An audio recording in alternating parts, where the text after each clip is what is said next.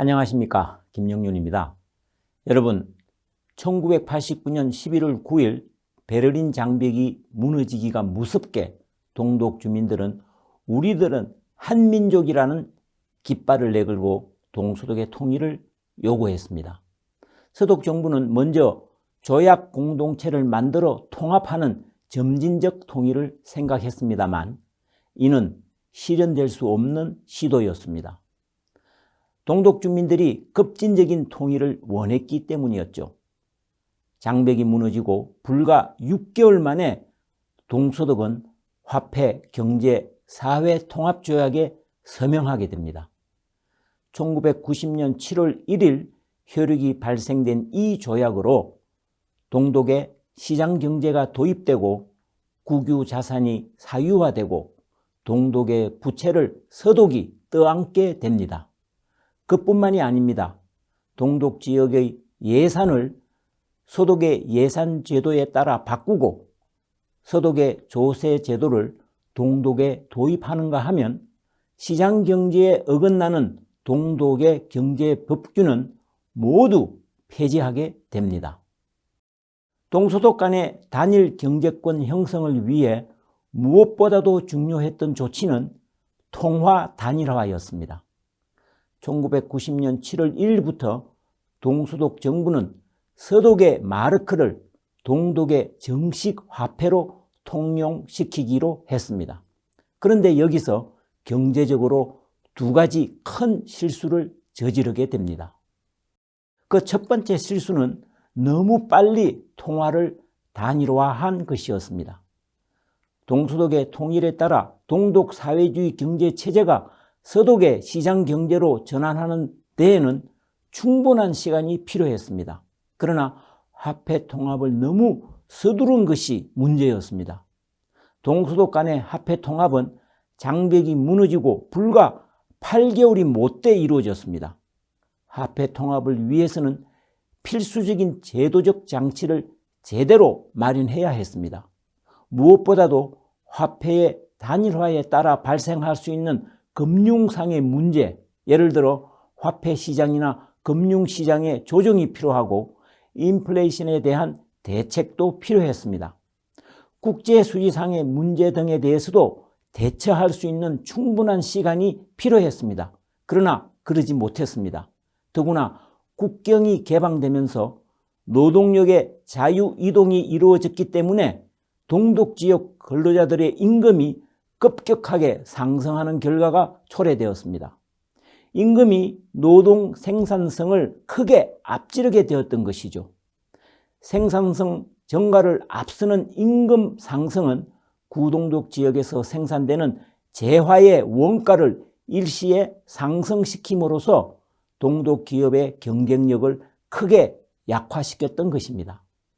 물론 조속한 통합이 이루어진 것은 통일의 정치적 의미를 크게 중요시했기 때문입니다. 민족적 측면을 강조했기 때문이었죠. 동독 주민의 생활이 어렵기 때문에 동독의 사회주의 경제를 조속히 서독의 사회적 시장 경제 구조로 전환시켜야만 급증하는 동독 주민의 서독 이주를 막을 수 있을 것으로 생각했기 때문이었습니다. 두 번째 큰 실수는 화폐 교환율의 설정이 적정하지 않았다는 것입니다. 동서독 경제 통합에서 가장 중요한 것은 통합 시점에서 구동독의 경제력을 평가하는 것이었습니다. 교환 비율이 어떻게 결정되느냐에 따라 통합 후 동독 주민의 생활 수준이 결정되고 서독 주민이 부담해야 할 통일 비용의 크기도 결정되기 때문입니다. 당시 서독 정부는 통일 독일의 경제에 미치는 충격을 줄이고 동독 주민들의 이주도 줄일 수 있는 3대1의 교환율을 제시했습니다. 그러나 동독은 민족주의적 당위성을 내세워 1대1 교환을 요구했습니다. 총선을 3일 앞두고 콜 총리 중심의 서독 정치권은 동독의 동조적인 입장을 취하면서 구동독 주민들에게 1대1 교환을 시사했습니다. 서독 연방은행은 서독 경제에 미치는 인플레이션 압박과 가다한 임금 상승에 따른 동독 기업의 경쟁력 저하를 들어 2:1 교환율을 제시했습니다. 2:1의 교환율을 수용할 수 있는 최대치로 보았던 것입니다. 그러나 궁극적으로 독일 정부는 서독 연방은행의 주장과 동독 주민들의 1:1 교환 요구를 수렴하여 임금과 연금 등에 대해서는 1:1의 교환율을 적용했습니다. 동독 주민들로 하여금 높은 수준의 소득을 얻을 수 있게 함으로써 경제활동에서의 적극적인 동기를 유도하고 산업 생산성의 향상도 가져올 수 있을 것으로 보았습니다. 대신 금융자산에 대해서는 2:1로 하되 연령별로 차등을 두어 한도 금액 내에서 교환율을 결정했습니다. 14세까지는 2,000마르크까지, 59세까지는 4,000마르크, 60세 이상에 대해서는 6,000마르크까지는 1:1로 하되 이를 초과하는 금액에 대해서는 2:1로 교환하도록 했습니다. 2,300억 마르크에 달했던 동독 기업의 은행 채무는 2:1로 교환했습니다. 1:1의 교환은 동독 주민들의 소득 규모와 구매력을 상승시켜 빠른 시간 내에 동소득의 경제력 격차를 해소하기 위해 취했던 조치였습니다. 그러나 그와 같은 의도는 그리 큰 효과를 발휘하지 못했습니다. 경제 격차 해소는 궁극적으로 동독 경제가 먼저 호전되어야만 가능한 문제이지 화폐 통합을 통해 실현시킬 수 있었던 문제가 아니었기 때문이었습니다. 임금이 한꺼번에 거의 5배 정도 상승하는 결과를 가져온 것이 동독 기업의 경쟁력을 저하시켜 도산과 이에 따른 실업자를 양산하게 되었던 것입니다. 독일 통일에서 알 수 있는 한 가지 분명한 사실이 있습니다. 그것은 지난 40년 이상 견지해온 동독의 사회주의의 실상을 제대로 파악하지 못한 상태에서 또한 동독 사회주의 경제가 시장경제 체제로 전환하는 과정에서 발생할 문제점들이 어떤 것이 될 것인지에 대한 대비가 이루어지지 않은 채 통화 단일화가 이루어졌다는 것입니다.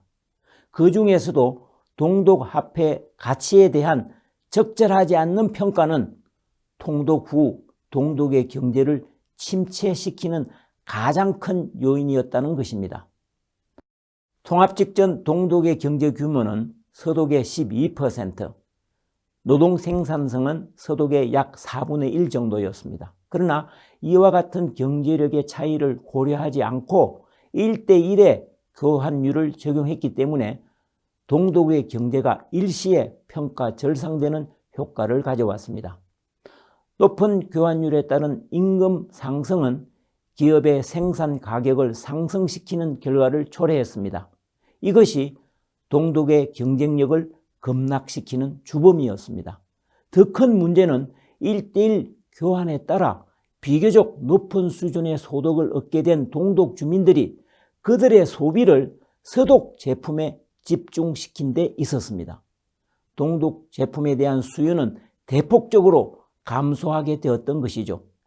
동독 제품에 대한 수요 감소는 생산 감소로 이어지고 생산 감소는 다시 대규모의 실업자를 발생시킴으로써 범사회적인 문제로까지 발전했던 것입니다. 독일 경제통합이 우리에게 주는 시사점을 다음 두 가지로 정리하고자 합니다.